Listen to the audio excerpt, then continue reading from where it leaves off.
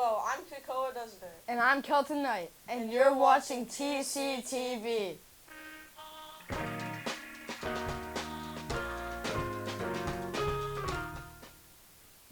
Raising Cane's has come to Tri-City. Let's switch over to Luca with more on this topic. Are you bored during your typical school week? If so, then you're in luck because this week we had an awesome ASB event. So why we chose Cane's was because it's a really good, neutral food spot. It's enjoyed by a lot of people, and I like the Texas toast. So first we decided what games would be enjoyable for all junior high students, and then we decided to pick a location, and so we chose the gym because that's probably had the most space, and dodgeball is a game that everyone likes to play. So we picked Cane's because it's a restaurant that everyone likes. And here's a quick ad break from our sponsor. You are looking at Raising Cane's fresh, never frozen chicken fingers. And since the food here is so good it speaks for itself, Who do you want to thank for this win? Gage and just some other guys, Noah, they were throwing super fast. I mean, I didn't do too much, but we still won, mostly because of them. Noah, he threw super fast, and he was good at dodging. And I got the ball a couple of times, and I got some kids out, but I think it was mostly Gage and Noah. They were doing really good.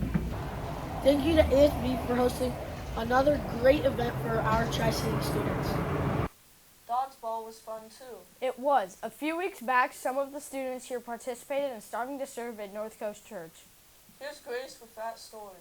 At Tri-City, some students participated in Starving to Serve at their local church. This is what they had to say. In the beginning, it was kind of complicated to not eat, but then you get used to it.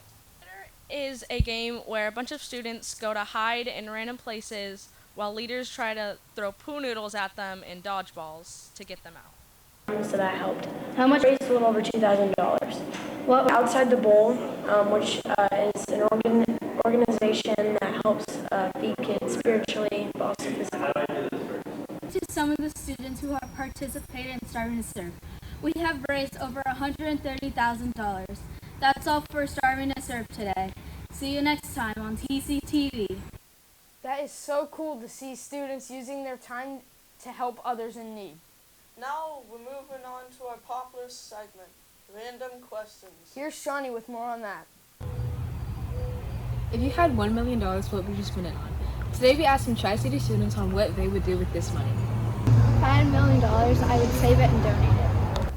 I would save my money for college. I would invest some of it and then put the rest in my savings. Side eye. If I had $1 million, I would give myself a phone because I'm an iPad kid, so. I would get Taylor Swift concert tickets. If I had $1 million, I would buy a nice house in California. I would save some of it and I would donate some to charity, and then I would probably go on a shopping spree.